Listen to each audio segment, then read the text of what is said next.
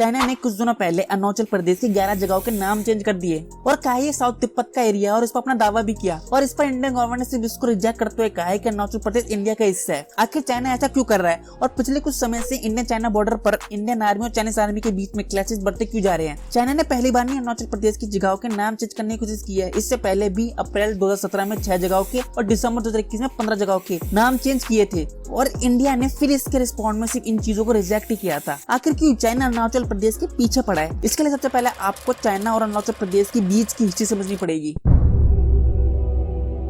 असल में China 5 finger policy में काम करता है। चाइनीज लीडर माओ जेडुंग का मानना था कि तिब्बत चाइना का राइट हैंड है और लद्दाख, सिक्किम, नेपाल, भूटान, अरुणाचल प्रदेश उसकी 5 फिंगर। और अरुणाचल प्रदेश की बात की जाए तो अरुणाचल प्रदेश को पहले north east frontier agency NEFA कहा जाता था और साल 1912 तक तिब्बत और अरुणाचल प्रदेश के बीच में कोई भी इंटरनेशनल बॉर्डर नहीं थी, क्योंकि उस समय तक अरुणाचल प्रदेश पर न ही किसी मुगल का शासन था न ही ब्रिटिश रूल। इसकी वजह से इंडिया और तिब्बत के लोग कंफ्यूज थे कि एक्चुअल बॉर्डर कहाँ पर है। और साल 1940 में शिमला एग्रीमेंट होता है जिसमें तिब्बत के रिप्रेजेंटेटिव और ब्रिटिश इंडिया जो कि इंडिया के रिप्रेजेंट कर रहे थे वो मैकमोहन लाइन को कंट्रोल बनाते हैं और तैवान और अरुणाचल प्रदेश इंडिया के हिस्से में बताते हैं और तिब्बत के रिप्रेजेंटेटिव इसको एक्सेप्ट कर लेते हैं। लेकिन चाइना इस चीज को नहीं मानता। चाइना कहता है कि तिब्बत उसका हिस्सा है और तिब्बत के रिप्रेजेंटेटिव कौन होते हैं डिसाइड करने वाले, इसका फैसला सिर्फ चाइना ही कर सकता है। तभी चाइना बार बार अरुणाचल प्रदेश की जगहों के नाम चेंज कर देता है और चाइना ने अपने यहाँ अरुणाचल प्रदेश का नाम चाइनीज मैंडरिन तिब्बतिन में जिंगिंग रख दिया है। और इसी के साथ साथ चाइना अरुणाचल प्रदेश में रहने वाले लोगों को किसी भी तरह का वीजा अलाउड नहीं करता है। वो कहता है कि अरुणाचल प्रदेश के लोग चाइनीज सिटीजन है और उनको अपने देश में आने के लिए किसी भी वीजा की जरूरत नहीं है। और इसी की वजह से साल 2007 में चाइना ने सीनियर AIF ऑफिसर जो कि इंडिया से चाइना जा रहे थे किसी मीटिंग के लिए, उनका वीजा रिफ्यूज कर दिया था क्योंकि वो अरुणाचल प्रदेश से थे। और द टाइम ऑफ इंडिया के एक आर्टिकल के मुताबिक चाइना क्लेम करता है अरुणाचल प्रदेश के तवांग डिस्ट्रिक्ट को, उसका कनेक्शन वो निकालता है लाइसा मोनेस्ट्री से। और जब 1949 में चाइना ने इन्वेड कर लिया था तिब्बत को और दलाई लामा रिफ्यूजी बनकर इंडिया में आ जाते हैं, तो दलाई लामा 1959 में एक सेंट्रल तिब्बतन एडमिनिस्ट्रेशन बनाते हैं जो कि स्थित है धर्मशाला हिमाचल प्रदेश में।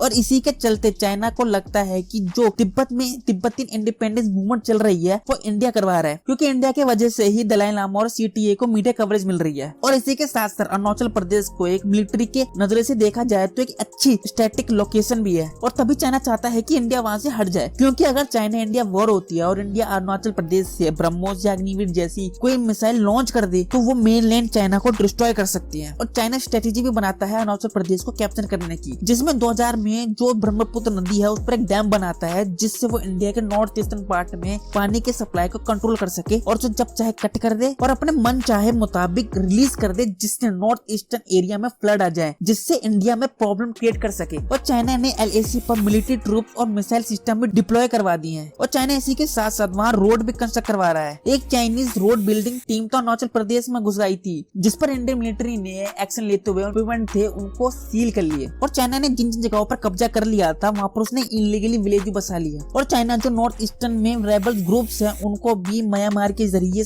आर्म सप्लाई करवाता है और एक सेफ ठिकाने भी मुहैया करवाता है। और इंडिया के एयरफोर्स चीफ ने ये तक कह दिया है कि चाइना बिगेस्ट थ्रेट है इंडिया के लिए।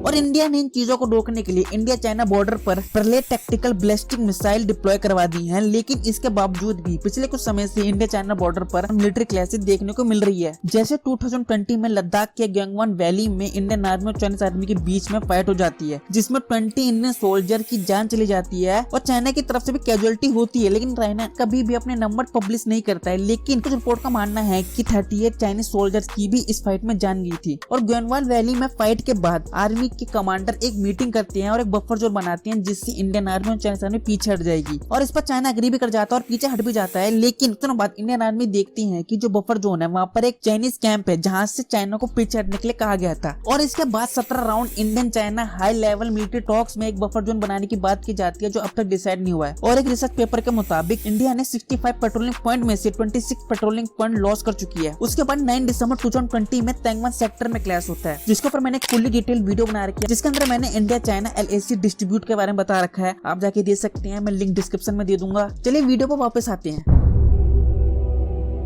चाइना के अरुणाचल प्रदेश की जगहों के नाम चेंज करने के फैसले को लेकर इंडियन पॉलिटिशियन, एकेडमिक और आम जनता ने भी रिएक्शन किया है। इंडिया में कई लोग इस फैसले को इंडिया के इंसल्ट के रूप में देख रहे हैं और वो कहते हैं कि इंडिया को भी एक स्ट्रॉन्ग रिस्पॉन्स देना चाहिए और कई इंडियन पॉलिटिशियन ने चाइना के इस फैसले की बस निंदा की है। Indian ministry of external affair ने एक स्टेटमेंट जारी कर अरुणाचल प्रदेश की जगहों के नाम बदलने के चाइना का एक तरफा फैसला कहा है, जिसके कोई लीगल बेस नहीं है। इस स्टेटमेंट में इस बात पर भी जोर दिया गया है कि अरुणाचल प्रदेश इंडिया का इंटीग्रल पार्ट है और इंडिया ने इस एरिया में चाइना के टेरिटरी क्लेम को कभी मान्यता नहीं दी है। और बहुत से लोग का तो यह मानना है कि इंडिया को चाइना के साथ विवाद में उलझने के बजाय इंडिया को चाइना के साथ इकोनॉमिक और एक कल्चरल संबंध बनाने पर ध्यान देना चाहिए। लेकिन असलियत में चाइना की हिस्ट्री को लेकर यह बात पॉसिबल नहीं है।